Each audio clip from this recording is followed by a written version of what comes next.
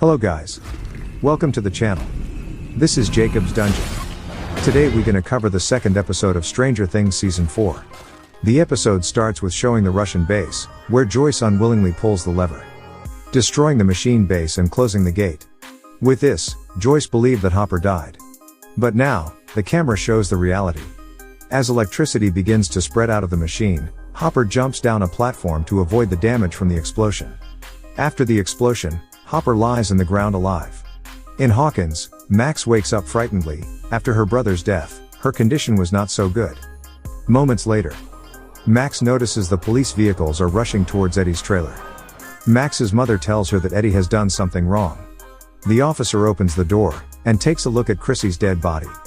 The officer gets frightened seeing the dead body. He reports to Chief Frank and tells him that how can anybody kill someone this painfully. In California, Mike reaches Eleven's place. Then Eleven tells Mike that she will take Mike to El Rodeo and Rinko Mania. And then she tells him that she will introduce Mike to her friends, Stacy and Angela. Hearing this, Will gets a little tensed. At the same time, Murray also arrives at California. He takes a taxi and moves towards Joyce's place. In a toilet, we see Lucas vomiting because of the hangover. Jason asks Lucas if he is alright, and tell him that not to worry, as first hangover has not been that good for everyone. Then the camera shows a player sleeping in a mattress, another guy sleeps on a table. It looks like they had a hard party at night. Then Jason comes over with a bowl of cereal. His friend tells him that Hawkins' student got murdered. Jason looks over the window, where a police car parks in front of the restaurant. In Hawkins' high journalism classroom, Nancy and others also came to know about the murder through a news channel. A woman tells that Hawkins City is cursed, that's why this things keeps happening. Hearing this, Nancy's eyes were wide opened, as she remembers the bad things happened with her in past. Now Fred and Nancy goes for a field trip, to interview the people related to the murder case. In a room, Dustin and his mother hears the news and gets disturbed.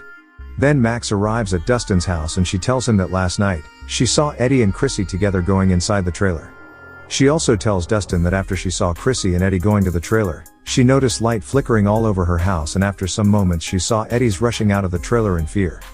Hearing this, Dustin quickly understood that what Max is trying to tell him. Both of them suspected that something supernatural killed Chrissy. Dustin tells Max that there is only one person who can tell what actually happened. Max in response tell him, that guy is Eddie, who can tell what actually happened. Both Dustin and Max leaves the house and rushes towards Steve and Robin. In California, Murray reads the letter. They finds out through Enzo's letter, that Hopper is alive, and Enzo tells them to call in the given number. Later, Murray tells Joyce that it may be the Russian army who are trying to trap her. So they are going to make a call, but in Murray's way. In flashback, Hopper tries to escape from the base, but the Russian soldier captures him and take him to another secret base. The soldier badly tortures him, and an interrogator shows a picture of Joyce and asks him who is she. Hopper says nothing. The torture carries on. In an old restaurant, Officer Callahan interrogates Jason and asks him if Chrissy was here last night. Jason gets tensed after hearing this, and he asks the officer that Chrissy is alright or not. And he asks again, did Eddie hurt Chrissy? In response, the officer remained silent. Jason was now sure that Chrissy died. Meanwhile, Nancy and Fred goes to crime scene, where a policeman signals Nancy to stop the car, as the crime scene area is restricted. The policeman asks Nancy and Fred to go back home. The police notices Fred, and tells him that he knows him. He tells Fred that he is the guy who killed a kid last year in an accident. As Fred stares at the policeman's face turns into a monstrous figure. Memories flashes in Fred's eyes. Actually, Fred was hallucinating. Then things goes back to normal again. The policeman lets the Fred and Nancy go inside. Back in Rinko Mania, Angela takes Eleven to the skate arena. Seeing this, Will gets tensed and tells Mike that Eleven lied to Mike. Angela and Eleven are not friends. Angela brings Eleven to the center of the ring. Everybody starts to mock Eleven, and then Angela's friend throws Eleven milkshake on her. As Mike comes towards her, Eleven gets up and goes towards other direction. In a room, Murray and Joyce calls a given number. Enzo picks up the call. He demands money from Joyce and tells her to come to Alaska, to take Hopper back. Meanwhile, Hopper was sent to another base. Elsewhere, Jason tells his team that they have to catch Eddie, as they think that Eddie killed Chrissy. Dustin and Max call Eddie's friends and asks them if they know where Eddie is. Then they goes to Eddie's drug dealer's house to find Eddie. In the crime scene, Nancy talks to Eddie's uncle, Munson tells her that Eddie may look dangerous, but he is not. He tells her, Eddie didn't kill Chrissy, something evil killed her. Munson added, Victor Creel killed the poor girl. He says that back then when he was young, Victor Creel killed his family the same was as Chrissy died. Meanwhile, Fred hears something strange and goes follows the voice. He finds a grandfather clock in the woods. As Nancy notices no sign of Fred, she informs the police officer. In the woods, Fred strats to see a group of people mocking him. Fred gets scared and runs. After listening to the recorded conversation between Joyce and Enzo, Joyce and Murray realize that Enzo is a prison guard who can help Hopper get free. Joyce and Murray goes to the bank to give Enzo the required money and get Hopper back.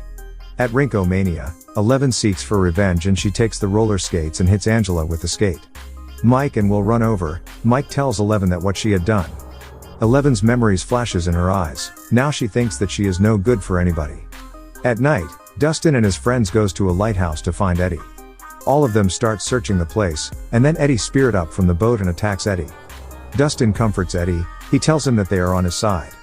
Robin asks Eddie, what happened in the trailer? Eddie tells everything how Chrissy died. In the woods, Fred approaches the burnt car. He sees a bloody teenage guys crawling towards him. As Fred backs off, he falls in a grave. Then again a humanoid monster comes towards Fred and tells him to join him. The monster raises his hands towards Fred. In the real world, Fred floats in air. His arms and legs breaks in an unnatural manner, then his eyes get sucked under his skull. Meanwhile, Dustin and his friends assumes that this monster is more dangerous and powerful than the previous monster. Dustin say that this monster is the undead creature of great power. Now the camera shows the monster hanging in the air with the support of his tentacles. The monster's name is Vecna. So guys, this was all for today's video. Hope you liked the video. Thanks for watching.